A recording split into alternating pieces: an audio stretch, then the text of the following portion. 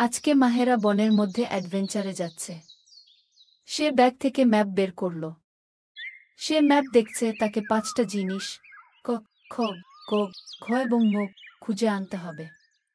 Map দেখে সামনে তাকাতেই দেখতে পেল উজ্জ্বল আলো, সেখানে কিছু একটা।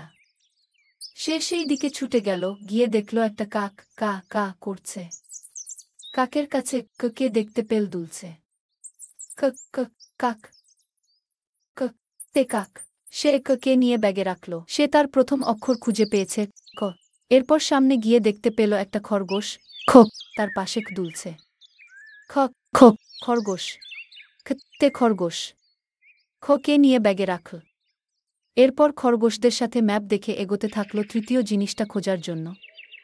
সে কিছু দূর এগোতেই একটা মাঠে পৌঁছে দেখল একটা গরু ঘাস খাচ্ছে। গ গ তে গরু। গরুর পাশে দুলছে।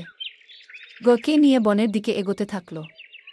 বনের মধ্যে রাস্তায় সে ওকে খুঁজে পেলে পাশে একটা ঘোড়া।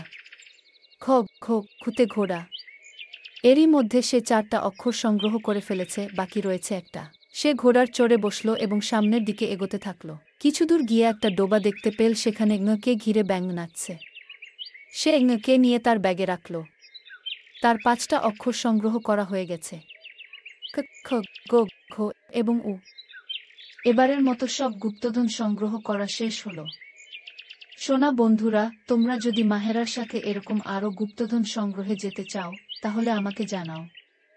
এরপরে কোনো অ্যাডভেঞ্চারে যেতে চাও?